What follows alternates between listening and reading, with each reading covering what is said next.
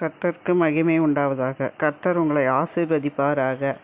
இன்றைய வார்த்தை சங்கீதம் 73ஆம் அதிகாரம் 1-5. ஆசாபின் சங்கீதம். சுத்த இருதயமுள்ளவராகிய இஸ்ரவேலருக்கு தேவன் நல்லவராகவே இருக்கிறார். ஆனாலும் என் கால்கள் தள்ளாடுதலுக்கு என் அடிகள் சறுக்குதலுக்கு சற்றே தப்பிற்று. துன்மார்க்கரின் வாழ்வை நான் காண்கையில் வீண்புக்காரராகிய அவர்கள் மேல் பொறாமை கொண்டேன். மரண பரியந்தம் அவர்களுக்கு இடக்கண்கள் இல்லை.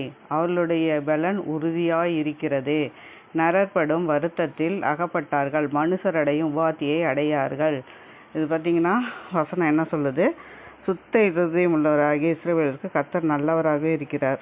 கர்த்தர் ரொம்ப நல்லவர். அவர் கிருபை என்றும் உள்ளது. சுத்த இருதயமாக இருக்கணும். அப்போது அவர் நமக்கு நல்லவராக இருப்பார். ஆனாலும் என் கால்கள் தள்ளாடுதலுக்கு என் அடிகள் சறுக்குதலுக்கும் சற்றே தப்பிச்சு. நம்ம எல்லா சூழ்நிலையிலையும் நம்ம சரியாக நடக்க முடியாது. தள்ளாடி நடக்கும்போதும் சில சத்துருக்களோட தூண்டுதல் மூலமாக நமக்கு தெரியாமல் அவங்க வைக்கும் வலையில் கூட நம்ம சறுக்கி விழுகும்போது கூட ஆண்டவர் நம்மளை காப்பாற்றுறார்.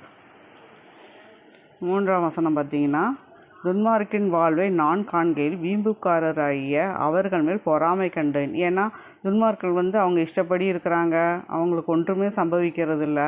அவங்களுக்கு கடவுள் பயமும் கிடையாது. ஆனால் அவங்க சந்தோஷமாக நல்லா இருக்கிறாங்க. அதனால் நிறையா மனுஷங்க என்ன பண்ணுறாங்க, அவங்க மேலே பொறாமை கொள்கிறாங்க. ஏன் அவங்க நல்லா இருக்கிறாங்கன்னு.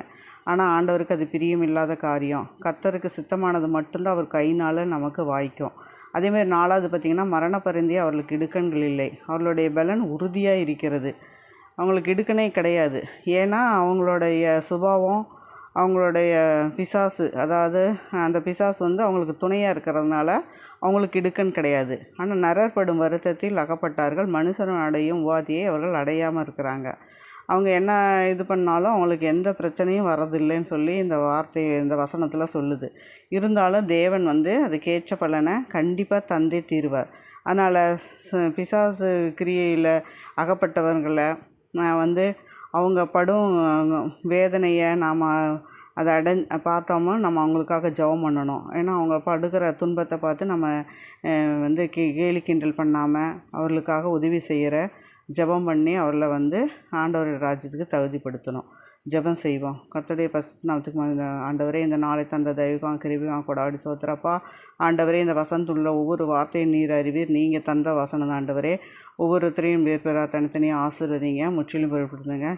எல்லாரையும் நீர் ஆசீர்வதித்து பெருக செய்யுங்க. ஆசீர்வதிங்க. எல்லா துதி கன மகிமை நீங்களே ஏற்றுக்கொள்ளுங்க. இயேசு கிறிஸ்துவின்